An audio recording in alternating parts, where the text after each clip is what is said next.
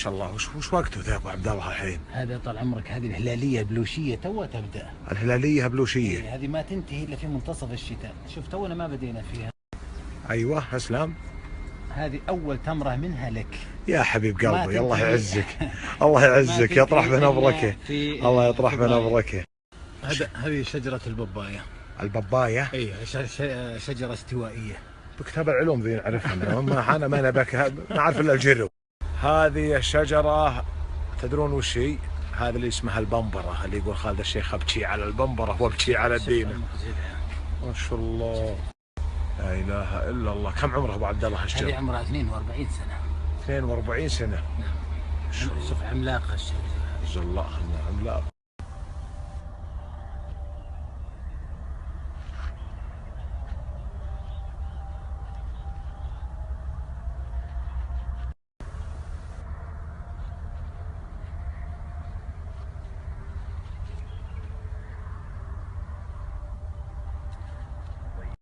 وش يا ابو عبد الله هذه؟ هذه حديقه استوائيه طال عمرك، كل النباتات استوائيه فيها. ما شاء الله. هذا المورينجا، هذا الموز.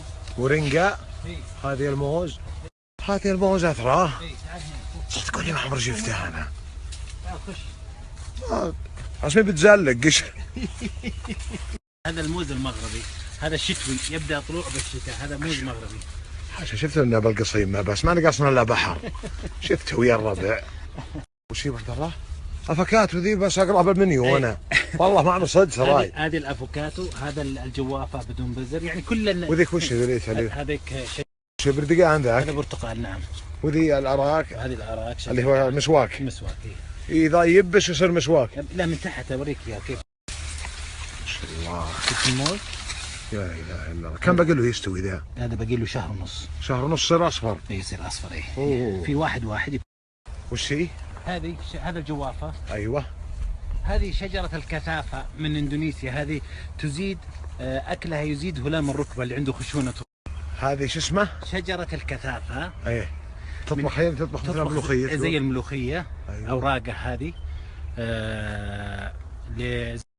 هذه تشيل الخشونة الركبة، يعني تزيد الهلام حق الركبة، تصلح للرياضيين ولكبار السن. تطبخ زي الملوخية. هذا اليوسف فندي الكينج، أفضل أنواع اليوسف فندي. هذا كم باقي له؟ كلنا على شهرين يمكن. لا باقي له هنا باقي له شهر ونص. اوه نبي نجي نبطخ بذا. الافوكادو مثلهم بس. ها هذا الجرين فروت الأحمر قرب على الاستواء خلاص. لين ما شاء الله. واطرح بنبره. هذا برتقال ابو صره خلاص بدا يستوي الان. وصره. اي بامكاننا ناكل منه الان. خلاص. اي خلاص. حلو. ما شاء الله. كل هالمنطقه مشت البري. هذا الارطه. الارطه. على فكره ترى اكل هذا يزيل جرثومه المعده. كل داء دواء. جرثومه. شو اسمه ذي؟ هذه نبات المورينجا، هذه اغلى زهره بالعالم والذ زهره وافود زهره. هذه تفضل ابوه. دقها. توكل على طول. عليكم ورحمة الله وبركاته. بسم الله والصلاة والسلام على سيدنا محمد خاتم الأنبياء والمرسلين. أخواني الأعزاء، احنا ملاحظين انه بالوقت الحاضر انه معظم الناس او في نسبة كبيرة خاصة النساء عندها هشاشة العظام اللي هو نقص فيتامين د. والحمد لله ان شاء الله انه يكون هذا العلاج موجود اللي هو التين والزيتون، وربنا سبحانه وتعالى ذكر في القرآن والتين والزيتون وطور سينين. طبعا هذا علاج اللي هو نقص فيتامين د، اللي هو عندنا التين المجفف، اتوقع الكل معروف هذا التين المجفف. عندنا زيت الزيتون وعندنا وعاء نضع فيه الزيت ونضع فيه التين المجفف. طبعا نضع التين المجفف داخل الوعاء بالشكل هذا، نضع قد اكبر كميه 20 30 حبه اللي الله يقدرك عليهن، وتضع الزيت بالشكل هذا. طبعا يوميا على اول ما تصحى تصلي الفجر ان شاء الله بعديها تاكل 3 حبات لمده 7 ايام، وان شاء الله روح افحص وان شاء الله راح يعوض النقص عندك، وان شاء الله انه ربنا يشافينا الجميع. وارجو نشر هذا الفيديو للاستفاده، جزاكم الله كل خير. الله اكبر الله اكبر الله اكبر الله اكبر. اشهد ان لا اله الا الله اشهد ان لا اله الا الله اشهد ان محمدا رسول الله اشهد ان محمدا رسول الله. حي على الصلاه حي على الصلاه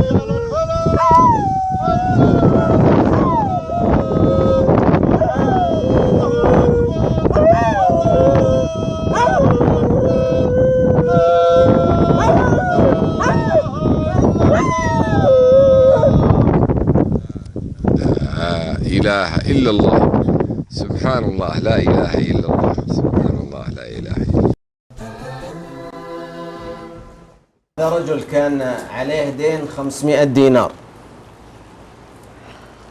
وأتاه الديانة يطلبونه، ما كان عنده دراهم، فاستدان من أحد التجار 500 دينار وأعطاه موعد لسداد هذا الدين. أخذ 500 دينار وزعها وسدد الديانة، ومرت الأيام حتى أتى موعد التاجر هذا للسداد.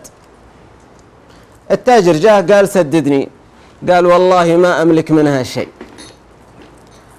قال بشكيك عند القاضي، قال والله ما أملك منها شيء. اليوم الثاني توجه إلى القاضي واشتكاه. القاضي استدعاه، قال له أصحيح له عندك 500 دينار؟ قال نعم له عندي 500 دينار، لكن والله ما أملك سدادها. قال القاضي إذن نسجنك. قال يا حضرة القاضي، أما إذ أبيت على سجني فاجعلني أذهب إلى أهلي أبلغهم بهذا الحكم، ما يدرون عني، وارجع لك بكرة. قال ومن يضمنك؟ من يكفلك؟ قال يكفلني رسول الله صلى الله عليه وسلم. واعلم أيها القاضي أنني لو لم أحضر غدا فأنا لست من أمة محمد صلى الله عليه وسلم. وهنا بالعافية. القاضي كان فيه لمسة إيمانية، فقال له قبلنا كفالة المصطفى صلى الله عليه وسلم. ذهب الرجل إلى زوجته، الزوجة كانت مؤمنة، وحكى لها الخبر. قالت الزوجة دام رسول الله صلى الله عليه وسلم ضمنك هذه الليلة وأعادك من عند القاضي، اجعلنا نصلي على رسول الله صلى الله عليه وسلم هذه الليلة طوال الليل. الله أكبر. فبدأوا يصلون على المصطفى صلى الله عليه وسلم طول الليل حتى ناموا وهم يصلون على النبي صلى الله عليه وسلم. وقبيل الفجر وإذا به يرى في المنام، هذا الرجل يرى رسول الله صلى الله عليه وسلم أتاه في المنام، وقال له إذا كان من الغد اذهب إلى الوالي وأبلغه وقل له رسول الله صلى الله عليه وسلم يبلغك السلام، ويقول لك اقضي عني ديني، وإذا سألك الوالي ما هي أمارتك فقل له يبلغك رسول الله أنك تصلي عليه كل ليلة 1000 مرة إلا البارح أخطأت في العدد ونقصت، لكن يقول لك قد وصلتنا وافية.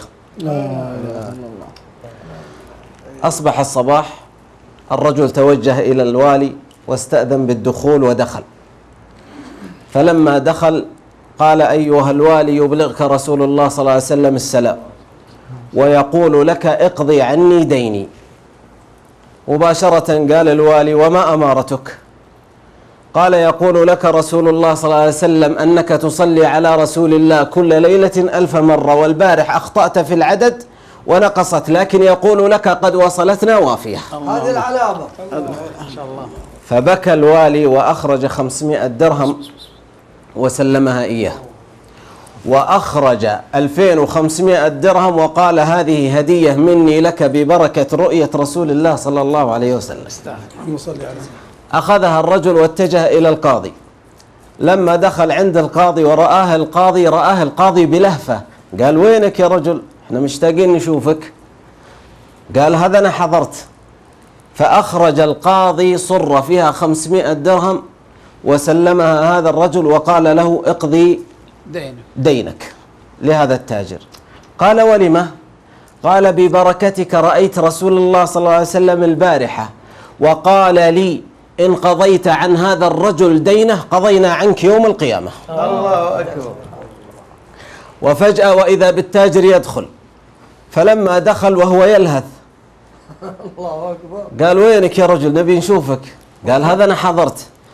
قال للقاضي حضرة القاضي إنني قد عفوت عن هذا الرجل، خربتت. وأخذ صرة فيها 500 درهم وسلمها إياه. قال له ما هذا؟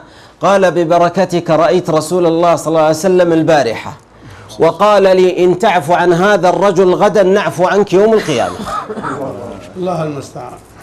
فخرج مقضى عنه دينه، وخرج وأيضا معه مبالغ من الوالي 2500 ومن القاضي 500 ومن التاجر 500، وهذا مصداقا لقول النبي صلى الله عليه وسلم لما رأى الصحابي وهو في المسجد ولما سأله عن الصلاة عليه الصلاة والسلام: أجعل صلاتي لك كلها يا رسول الله؟ قال: إذن يقضى دينك وتكفى همك.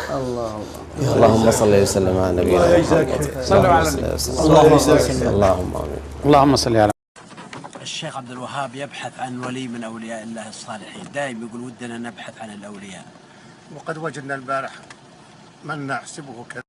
هذا الشيخ يوسف له قصة، وهؤلاء أبناؤه، أنتم أبناؤه؟ وأولئك الأحفاد الصغار ما شاء الله. كم الأبناء؟